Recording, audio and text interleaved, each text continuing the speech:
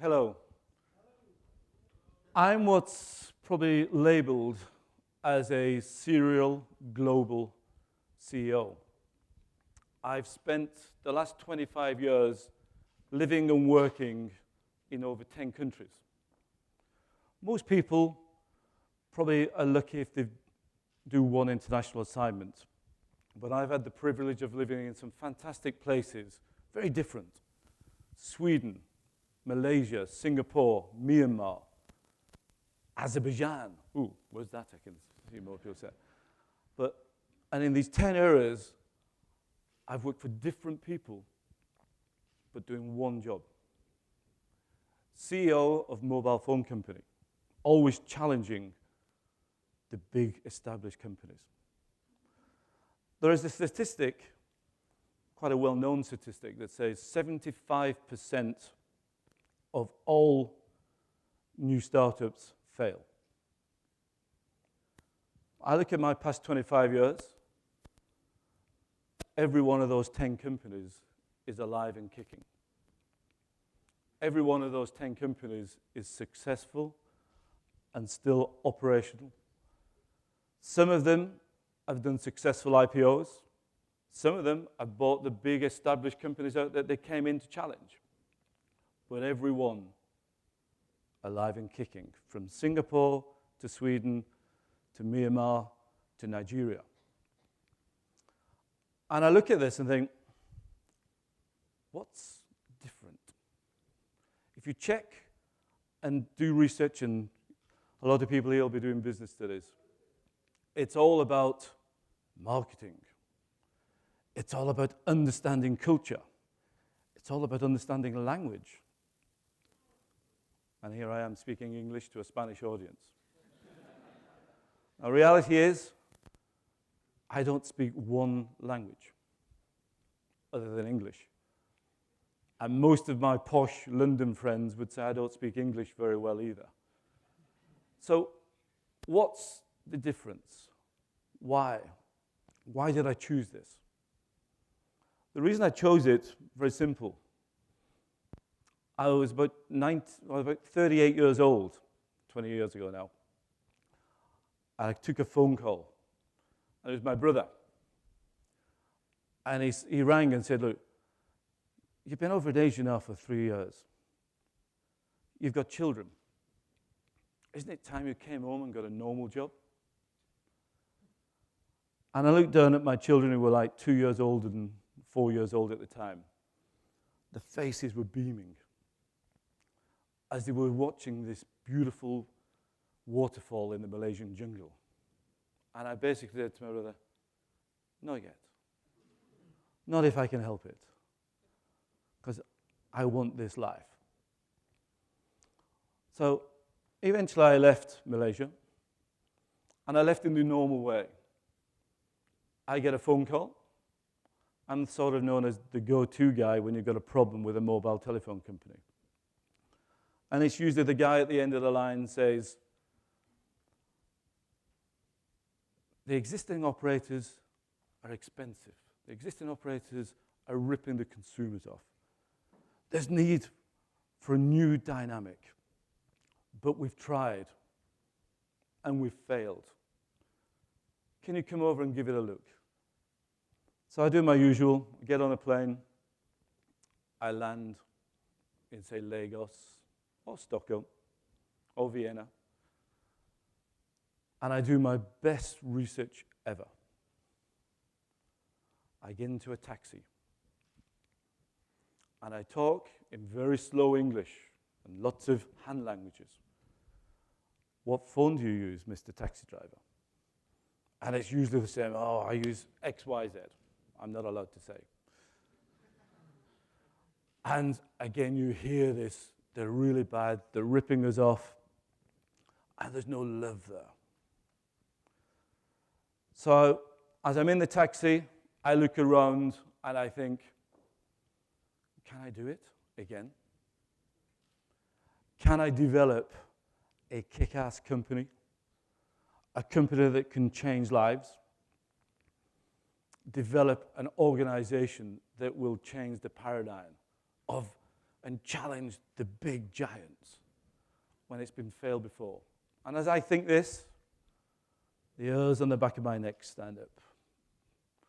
And I'm looking around and think, yep, I can get a good cup of coffee there, and there's a pretty good gymnasium there. So I think, yes, I can do this. And then it starts. And it doesn't start like all those books do in the airports where you do the marketing plan, you do the positioning statement. That's been done by the big guys. It starts by saying, what's the values of the company that will succeed here? And those values tend to be the same. Honesty, curiosity, innovation, bravery, because you've got to be brave in some of these countries, and passion. And then I start. I recruit the team. I've never, ever, in 10 years, recruited anyone who's worked for one of the big established companies. You think, why not? Don't they want the excitement? And the answer is no. They want the office. They want the kudos. They don't want to create something. So I've never succeeded in recruiting someone from the management team of the competitors. But when I interview people, it's all about one thing. Can you live the values? Does it mean so much to you? Will you walk the talk? Not just have it written on the wall or a tattoo, but will you live it every day? Eventually, there are people there who burn with the passion and the values of a company. And then the journey starts. And every day, you've got to ensure that they're recruiting the people, the top 50 people of a 2,000 organization.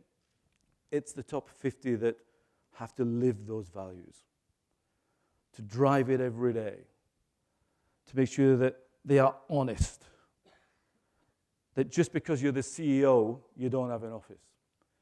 If you're the CEO, you don't get more luncheon vouchers than anyone else. These things seem very small, but they make the values real of a company.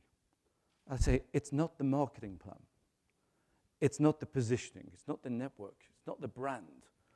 All those things just ooze the personality and the values of the company. And eventually, you can see the organization responding to those values that every day people want to belong to. You'd think it would be easy. You think spending $1 billion US, you could buy that. You can't.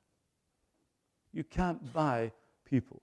And even when people join me and they pass the interview, 25% of those people fail to deliver against the values.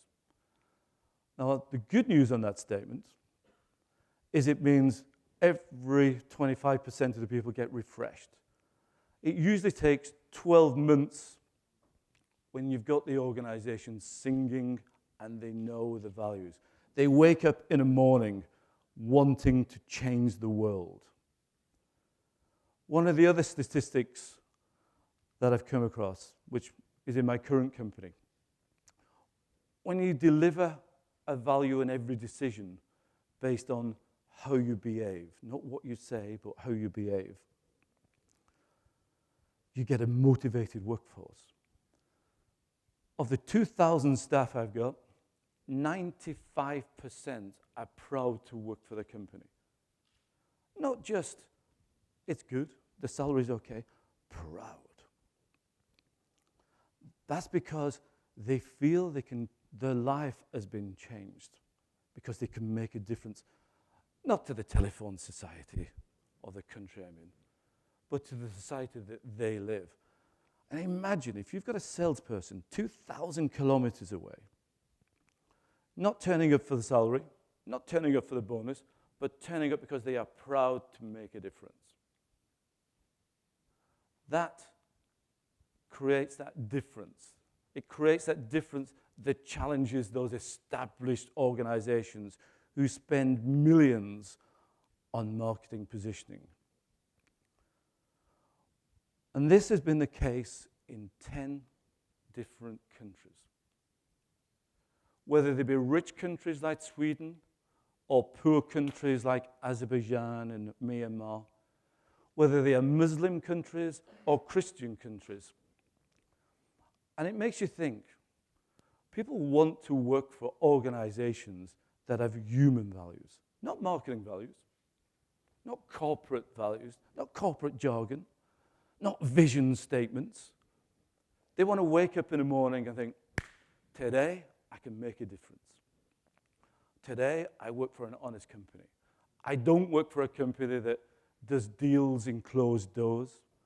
I don't work for a company where the CEO and the management team are distant. I work for a company where I can argue with the CEO every day and make that difference.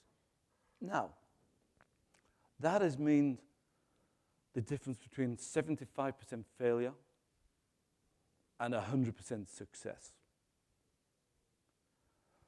So, as I'm closing here, I would really put 3 messages. The people in the audience, and my 2 children who are now 19 and 21. Search for a career and a job that you're passionate about. Search for an organization that has values, not marketing statements or jargon, but values.